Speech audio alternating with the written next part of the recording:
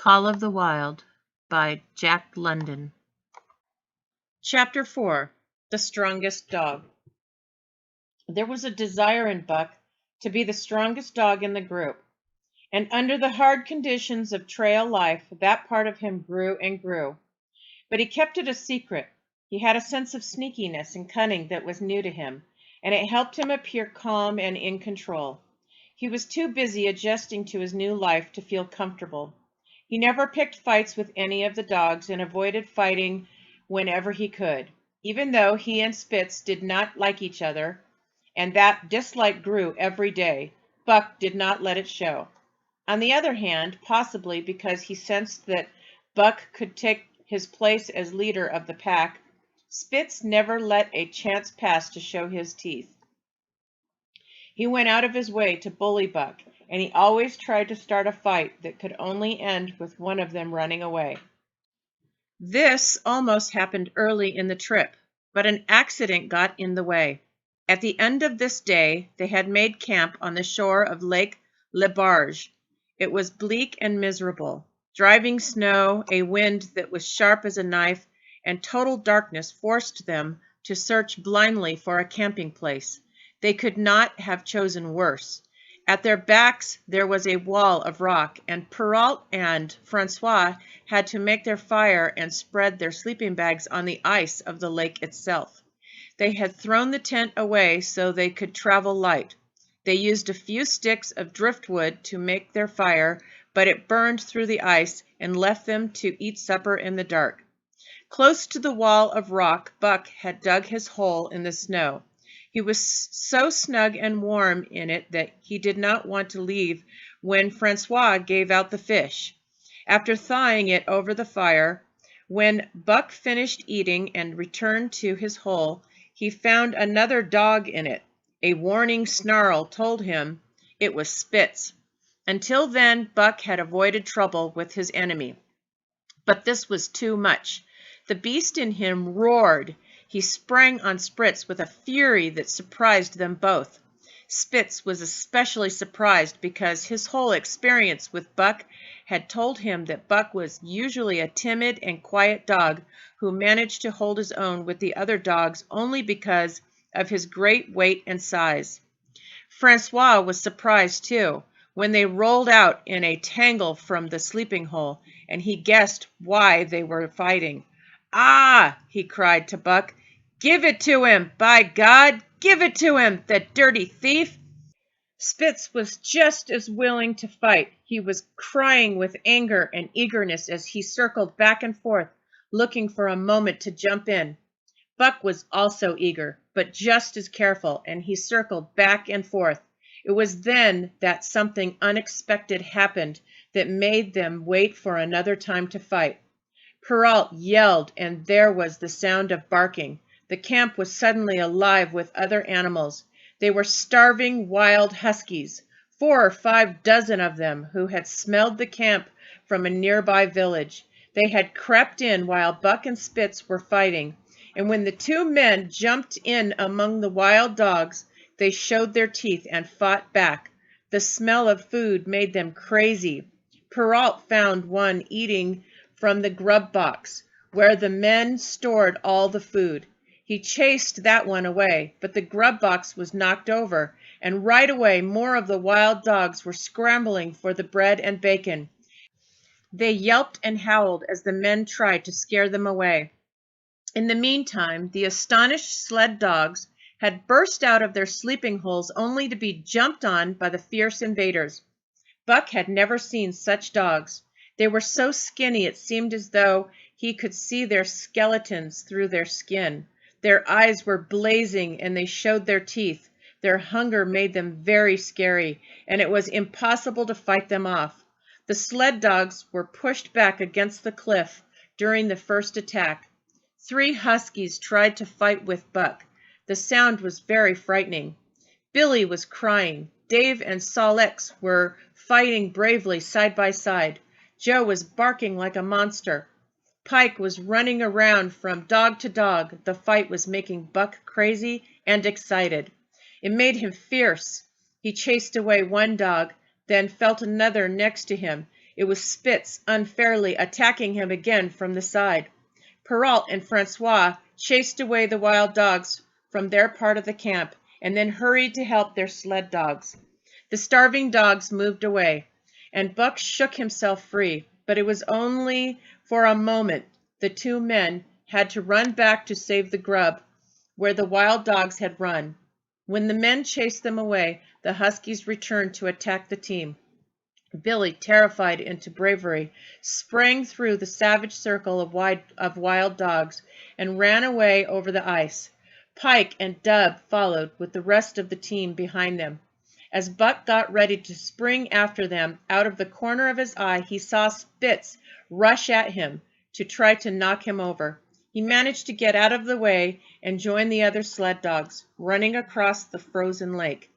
Later, the 9 sled dogs gathered together and looked for shelter in the forest.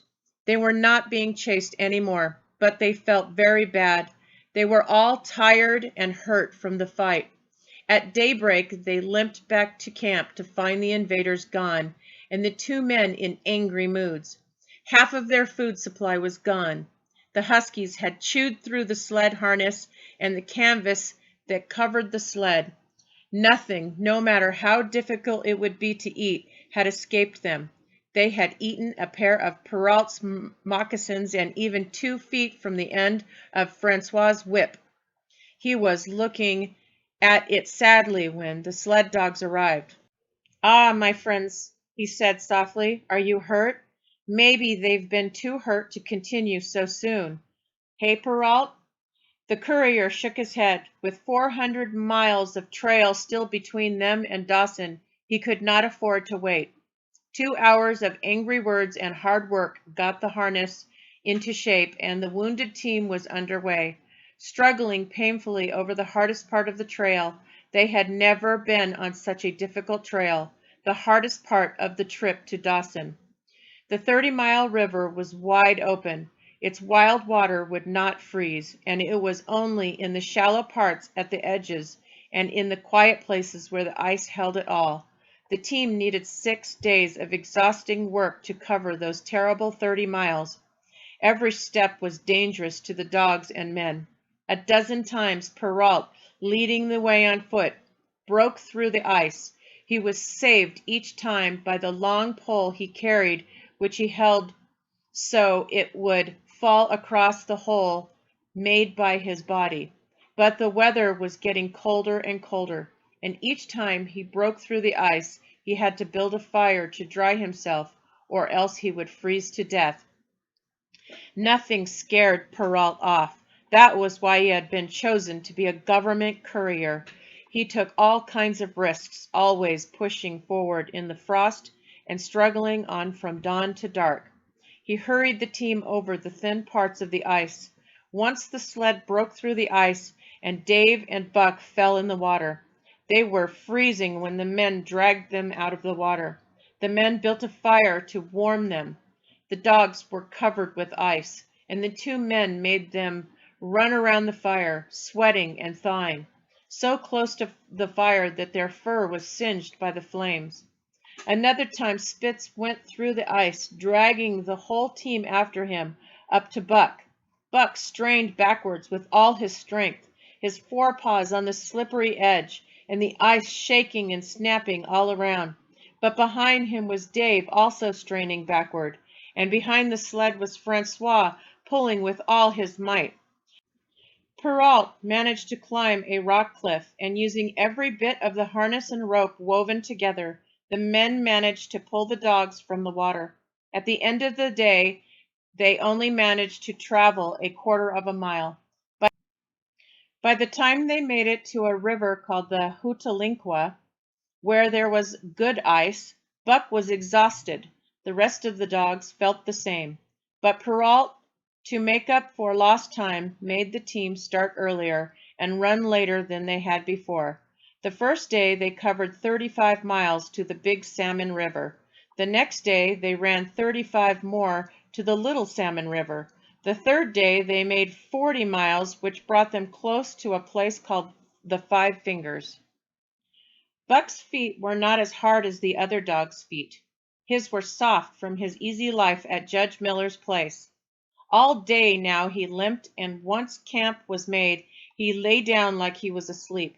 Hungry as he was, he could not move to get his ration of fish, which Francois had to bring to him. Francois had also rubbed Buck's feet for half an hour each night after supper, and cut off the tops of his own moccasins to make 4 small moccasins for Buck. These were a great relief. Buck even managed to make Perrault smile one morning when Francois forgot the moccasins, and Buck lay on his back, his 4 feet waving in the air, refusing to move without them. Later in the journey, his feet became hard from running on the trail, and the worn-out footgear was thrown away.